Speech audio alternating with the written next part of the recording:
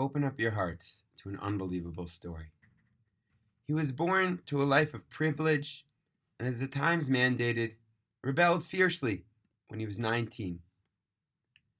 Donning the faded, torn denim uniform of his generation, Joey Rickless dropped out of college, quit his part-time job, and announced to his widowed father that he was taking off for India in search of enlightenment. Sensitive and psychologically astute, his father, Adam Rickless, withstood this blow with equanimity and grace, heeding the advice of his friends, who counseled patience, tolerance, and love.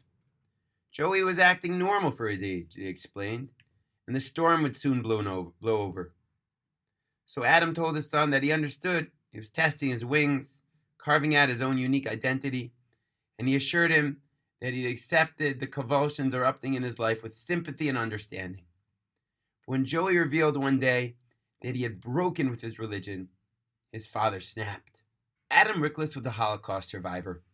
His entire family had been murdered by the Nazis, and he alone had withstood the barbaric hardships of 3 concentration camps.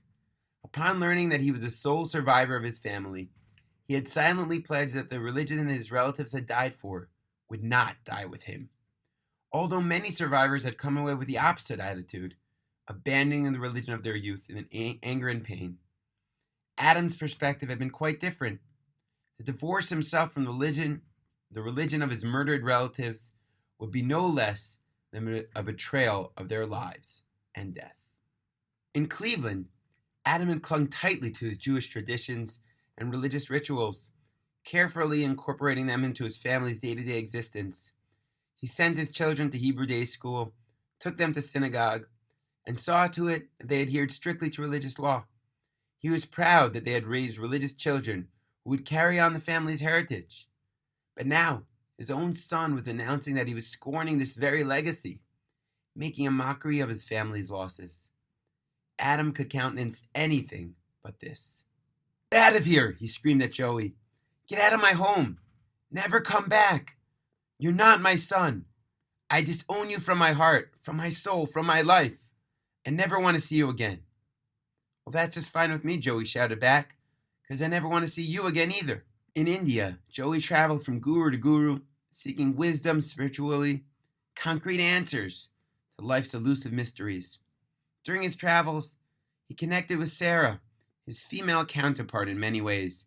She too had dropped out of a religious Jewish home and was looking for another spiritual path. They were certain they were soulmates.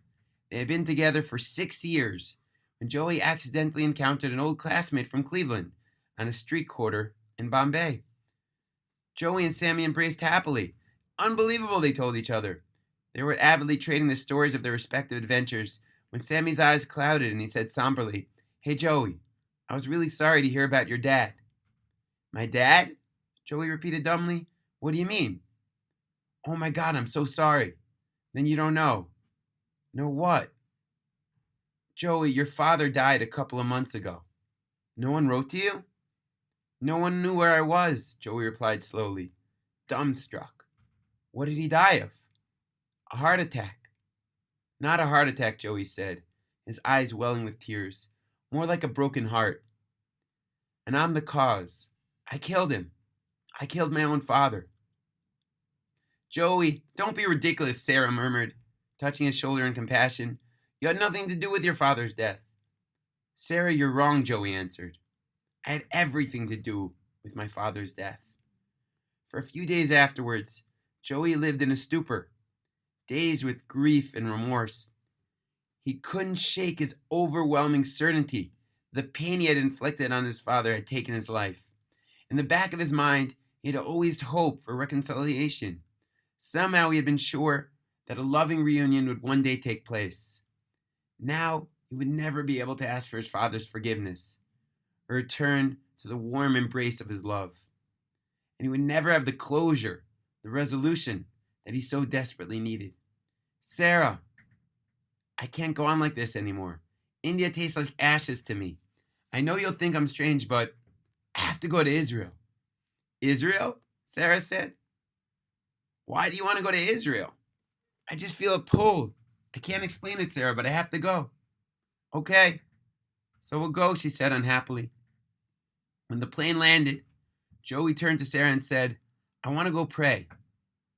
Are you turning weird on me, Joey? She asked. Sarah, please. Okay, so you want to pray? Fine.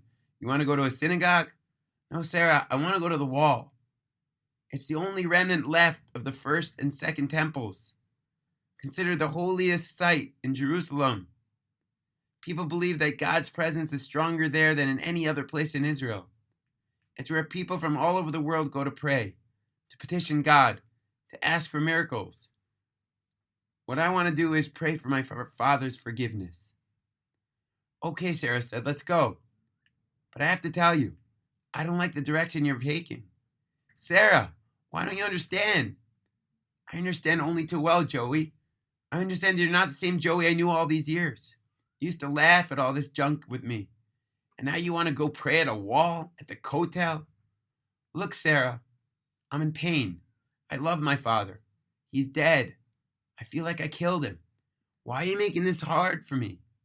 And they quarreled for an hour and finally decided to split up. Sarah, I don't know why this is happening. I thought you were my soulmate. Sarah replied, I think we are. But our souls are not in alignment anymore. Goodbye, Joey. Approaching the wall on foot, Joey looked from a distance at the clusters of people thronging the plaza. Ethiopians, Yemenites in white clothing, white robes, Americans in t-shirts and little yarmulkes, all coming to press their lips against the cool stones, cry warm tears, and fervently beseech God with their personal petitions. Joey approached a security guard and said, "Excuse me, can I get a prayer book around here?" Silently, the guard pointed in the direction of a bearded rabbi who was dispensing religious paraphernalia, yarmulkes, prayer books, women's scarves, to the uninitiated. Donning a borrowed yarmulke and clutching a prayer book, Joey made his way to the section of the wall. Watching the others and simulating their movements, he rested his head against the smooth stone of the wall, tried to encircle it with his arm to create an aura of privacy, and began to silently pray. He thought the words would seem foreign after all these years, and that he would chant them haltingly, but instead they flowed forth in a familiar, comforting stream. He closed his eyes and recalled his father's intonation of the same words, as he was transported back in memory to different realms, the world of his youth. "Dad, I wish I could ask you forgiveness. I wish I could tell you how much I loved you, how much I regret all the pain I caused you. I didn't mean to hurt you, Dad. I was just trying to find my own way. You meant everything to me, Dad. I wish I could tell you that." When Joey finished praying, he turned around, at a loss at what to do next.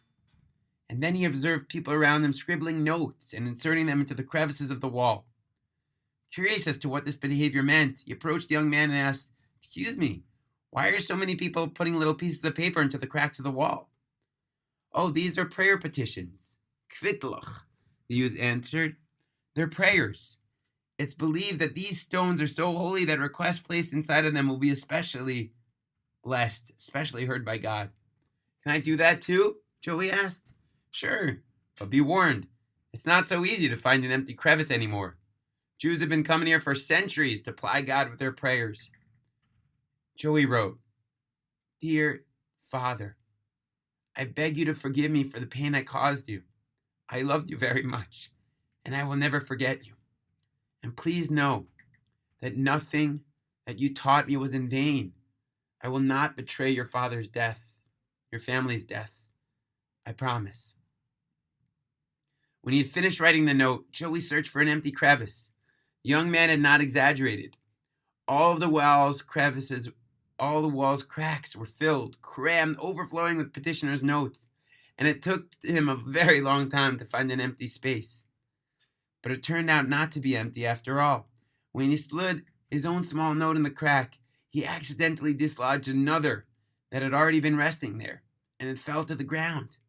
"Oh no, I pushed out someone's note," Joey thought, a little panic-stricken. What should he do? He stooped down to retrieve it, and holding the rolled up paper in his palm, began searching for another space in which to insert it. But suddenly, overcome by a tremendous curiosity to read the words of an unknown petitioner, Joey did something uncharacteristically unscrupulous. He rolled open the note to examine its contents, and this is what he read. My dear son Joey, if you should ever happen to come to Israel and somehow miraculously find this note, this is what I want you to know. I always loved you, even when you hurt me. And I will not stop loving you. You are and always will be my beloved son. And Joey, please know that I forgive you for everything, and only hope that you in turn will forgive a foolish old man. The note was signed Adam Rickless, Cleveland, Ohio. Sir, are you all right? Sir! The disembodied voice came from a distance, shattering Joey's reverie. He didn't know how long he had been standing there numb, paralyzed with shock, clutching his father's note in his trembling hand, tears flowing in rivulets down his face. Stunned, he turned to face the young man who had instructed him on the writing of the petition minutes ago. Listen, said the young man warmly, draping a sympathetic arm around Joey's shoulder. You don't have to tell me. It will be Sabbath soon. Shabbat. It's almost sundown. Would you like to come and spend it with me? 3 years later, Joey returned to his religion and was now a full-time rabbinical student. I think it's time for you to marry, the head rabbi said to him one day.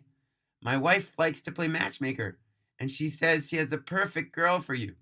I've told her about you, and she said she's positive she's found your soulmate. It's someone like yourself, a attorney to Judaism, who studies at my wife's women's school. Would you like to meet her?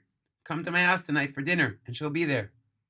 That evening, Joey entered the rabbi's house and was escorted to the living room. There, sitting on the couch, was none other than his old love, Sarah. They stared across the room at each other in shock and awe, as Sarah blinked back tears. How did this happen, Sarah? Joey asked in stunned surprise. Well, after we split up, Sarah said, I began to wander all around Israel. I'm here already. I might as well see the country before I head back to India, I told myself. So I started trekking around, and despite myself, I began to fall in love with the country, my people, the religion. One day, someone told me about a great women's school, so here I am. Sarah, I thought about you all of these years. Well, I guess our souls are in alignment now, she said as she turned to him with a welcoming smile. It happens to be that is my favorite story of all the stories in Small Miracles. The truth is sometimes stranger than fiction. And it happens to be that I used to tell that story, I don't know, about 15, 16 years ago. And I lost the book. And I can never find that story until this late night on my Shmirah. I was searching for a Hanukkah story and somehow I came across it.